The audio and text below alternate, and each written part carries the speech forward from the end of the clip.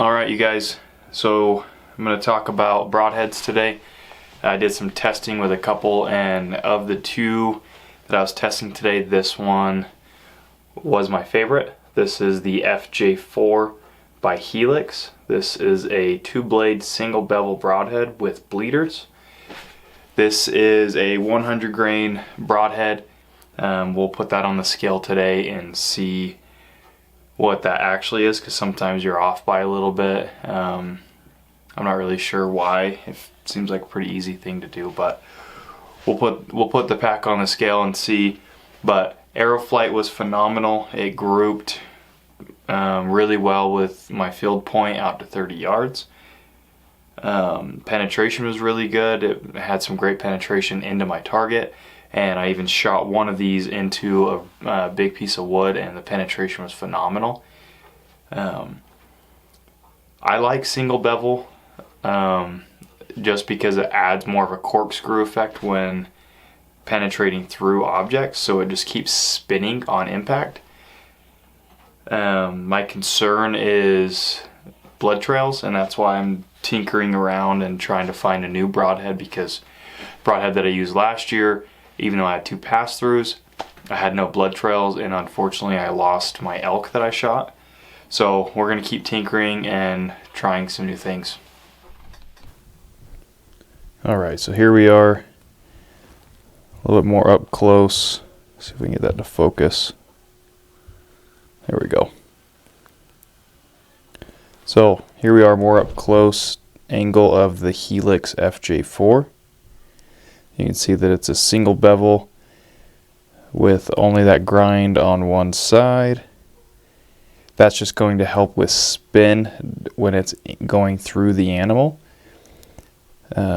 Bleeder blades, also single bevel, and you can replace blades with a set screw here.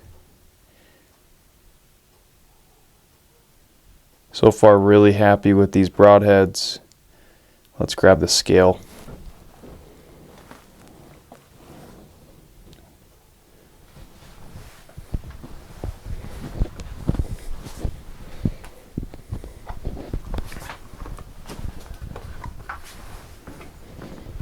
Alright, so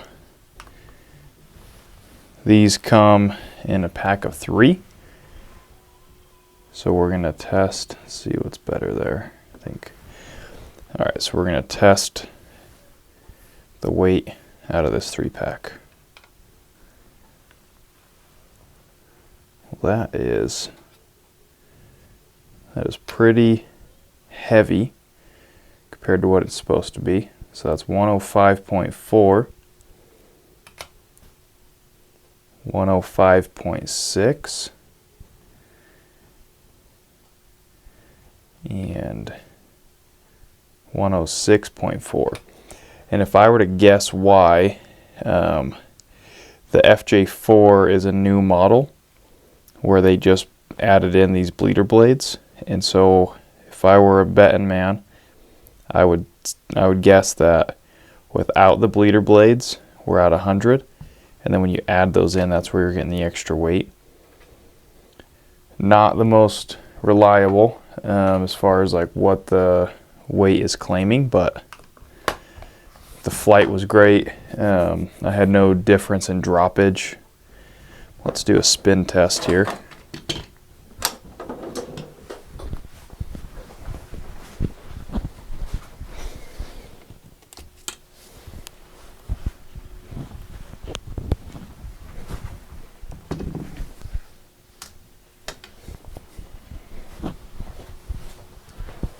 Alright, I'm going to throw this on my Pro Tracker setup with my bad boy, because that's how I'm going to be hunting.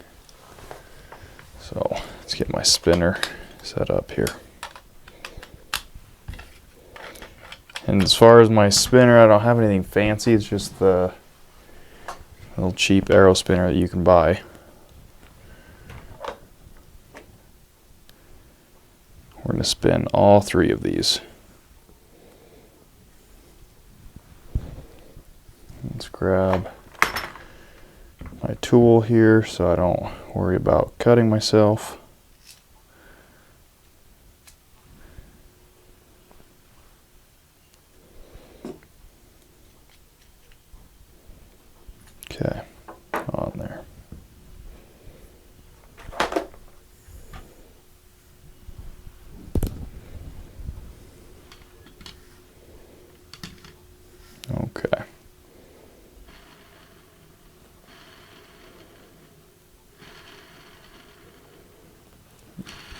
spins really well. No wobble. That's one of them. Let's test the next one.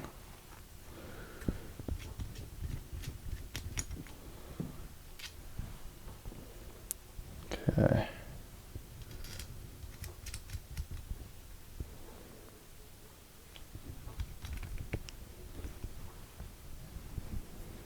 Okay.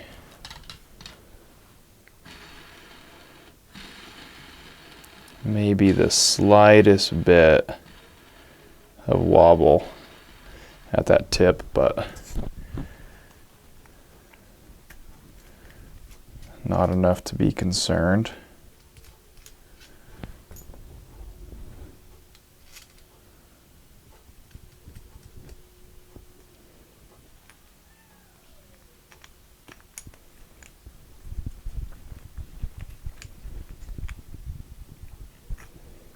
Okay, last one out of the pack. That one's got maybe the most wobble out of the three, but it's hard to tell because what's being perceived as wobble is actually just the blades.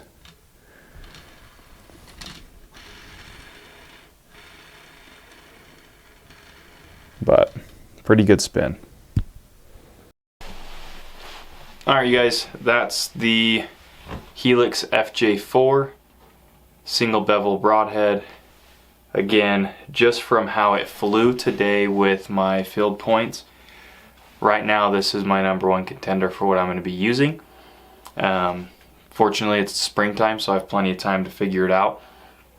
I like pulling broadheads out early and getting practice just because one, tells you where your tune is, helps you know if your tune is messed up. If a fixed blade broadhead won't fly, most likely your bow isn't tuned well. And two, it just gives me confidence. I have a few hunts coming up. I know I can bring my bow if I want to. I do have my new rifle that I'm planning on taking on my bear hunt, but come turkey season maybe I'll be using my bow. But that's today's video. Hope you guys liked it. If you did, please like, subscribe, comment, share with your friends. Leave some suggestions down below if you have any thoughts for broadheads to test or videos you want to see. And as always, get lost in the adventure. Thanks guys.